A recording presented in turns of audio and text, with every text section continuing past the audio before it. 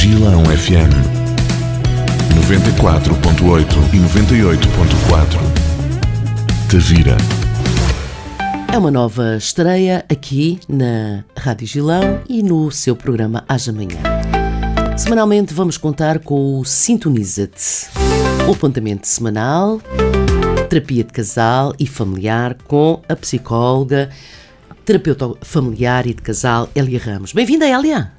Olá a todos. Obrigada, Cristina, pela oportunidade de falarmos sobre este tema tão importante e de podermos aqui ter alguns programas com reflexões sobre a terapia familiar e de casal.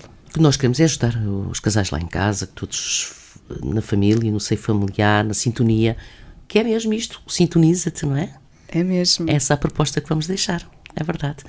E o tema de hoje vai precisamente falar sobre... Vamos falar sobre a relação de casal e quando se perde a sintonia. Quando é que o casal perde a sintonia? Esse vai ser o nosso foco deste programa e vamos lançar aqui 3 perguntas neste sentido, ou seja, vamos desafiar os ouvintes. Não há aqui, o desafio não é as pessoas resolverem absolutamente nada, é apenas aqui uma reflexão para irmos ganhando consciência sobre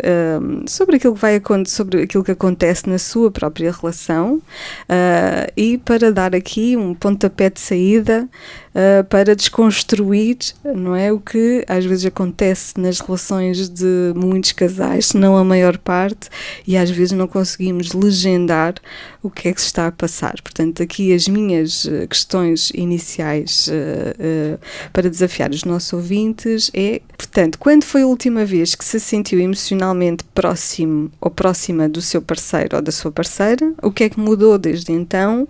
E o que é que este afastamento pode estar a tentar proteger em si ou na relação? Acho que partimos. E agora fica toda a gente a pensar próximo estamos sempre, ou não? Não, é muito fácil, sim. É muito fácil os casais perderem de alguma forma a sintonia. Não é? Porque as circunstâncias da vida assim o exigem. Portanto, a família passa por muitos ciclos, o casal passa por muitos ciclos, desde o nascimento dos filhos, depois temos o stress no trabalho, os desafios da vida diária, da organização de tarefas. Portanto, é muito fácil a sintonia se ir perdendo e as pessoas às vezes nem se dão conta. Essa é a verdade, é um bocadinho como às vezes as pessoas acham que estão na mesma estação, não é? E estão, mas há interferências que faz com que estejam a ouvir coisas diferentes, na verdade. Sim, e às vezes a interpretação seja diferente em relação ao que ouvem. Sim, por algum motivo. Exatamente, a frequência, o som sai, mas não estão os dois a ouvir exatamente a mesma coisa. Mas às vezes ficamos convencidos que estamos a ouvir a mesma coisa e não estamos. E os problemas de comunicação começam a partir daí. Pois é. Mas esse será um outro tema lá mais para a frente. Sim. E então, como eu estava a dizer, estes desafios diários, aquilo que nos vai acontecendo, a questão da parentalidade que muitas vezes absorve o casal e que os impede muitas vezes de afinarem, não é? Porque à medida que os desafios da vida vão surgindo, é necessário uma constante afinação no casal. Não é? Isso é essencial, as pessoas têm que se reajustar, são convidadas a se reajustar e não é um problema por si, mas às vezes isto é visto pelo casal como um problema. E porque que realmente às vezes acaba por se tornar algo que não permite o casal avançar? Porque o casal constrói em conjunto um padrão, uma dinâmica relacional, como se fosse uma dança. Eles têm uma coreografia própria, todos os casais têm uma coreografia própria e não se trata nem de um especificamente. Às vezes acreditamos, ele é que tem um problema ou ela é que tem um problema. Na maior parte das vezes não é nada disso. O que parece ser um problema, digamos assim, é essa dança que fica bloqueada, como se a determinada altura existem ali alguns passos que os dois cada um ouve uma música diferente e desacerta, e não acertam o passo. E não acertam o passo. e a forma como tentam dançar aquela dança, não é? Ela fica bloqueada e fica cíclica. Portanto, é criado um padrão que se repete e o casal não consegue sair dali.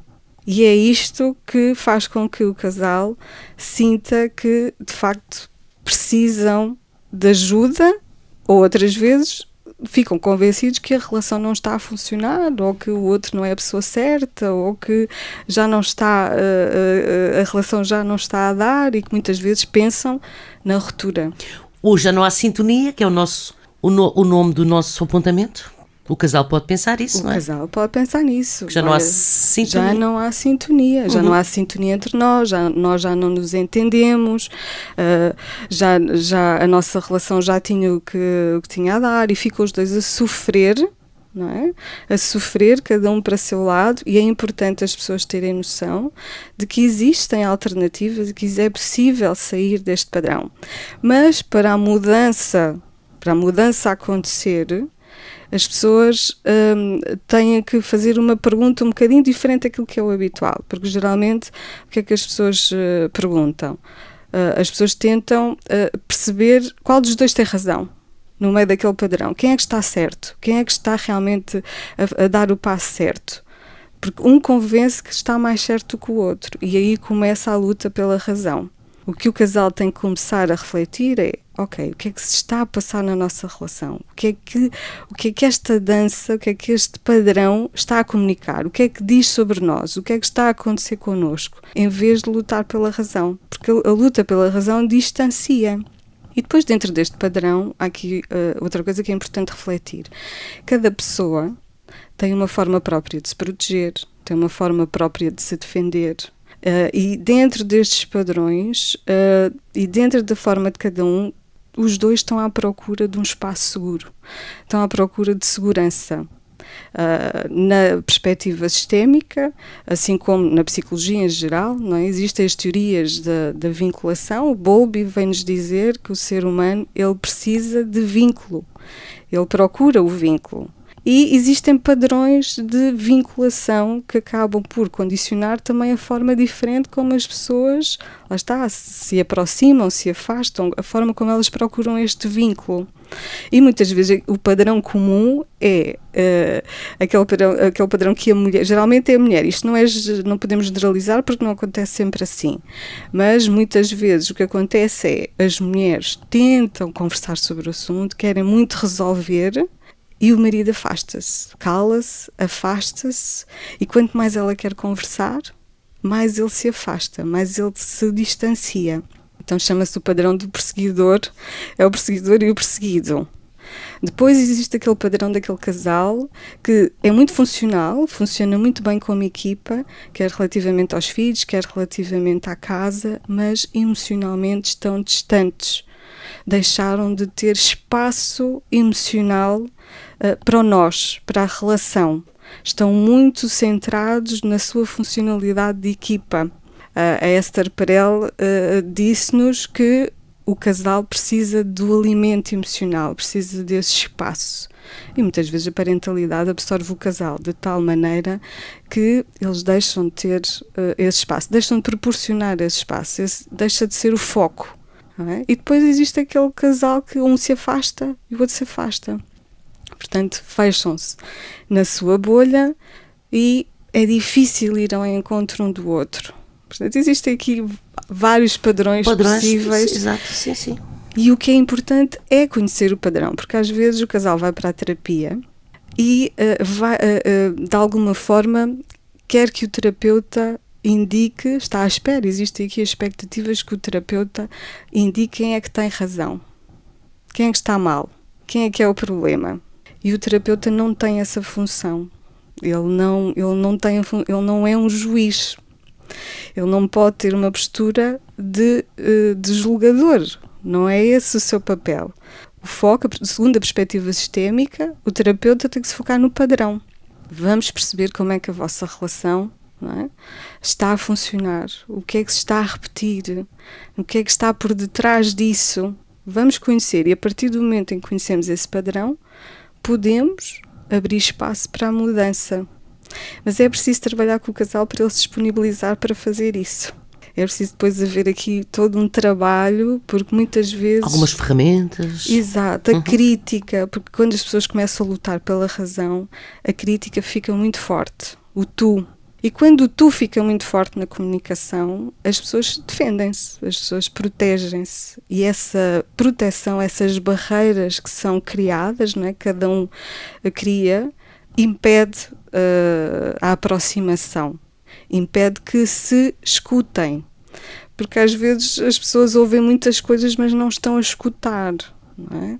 As pessoas não estão verdadeiramente a escutar porque estão com aquela barreira e estão a proteger-se, e qualquer coisa que o outro diga a pessoa vai distorcer, porque aquela barreira só por si, lá está a interferência. A interferência faz com que a música que a pessoa ouça seja diferente daquela que o outro está a tocar. Não é? E então acaba por ser até destrutiva, porque a crítica depois magoa. Então uma das estratégias muitas vezes que se aplica em terapia é mesmo as pessoas tirarem o tu da comunicação. Portanto, deixarem de usar o tu. Eu vi isto, eu observei, fez-me sentir assim, eu preciso disto, será que é possível nós os dois irmos neste sentido? E o outro faz o mesmo, portanto tiramos o tu, só estamos a falar de nós, das nossas necessidades. E depois aqui ainda é outra questão, Cristina, é porque nós não somos educados a identificar as nossas necessidades. Então o que é que fazemos na maior parte das vezes? Reagimos, ficamos muito reativos. E às vezes o casal vai... E é processo de acusação, muitas vezes. Processo de acusação, com a crítica, com o apontar o dedo, tu isto, aquilo. E muitas vezes o casal chega à sessão de terapia e quando eu pergunto quais são os temas dos vossos conflitos, as pessoas dizem que é a arrumação da casa, porque ele estende mal a roupa, ou porque ela está sempre a implicar comigo com as toalhas da casa de banho. Mas no fundo... não é isso. Isso é ruído. É o ruído, é a interferência. Porque aquilo que está por detrás disso são necessidades, são expectativas e são necessidades. É como um iceberg.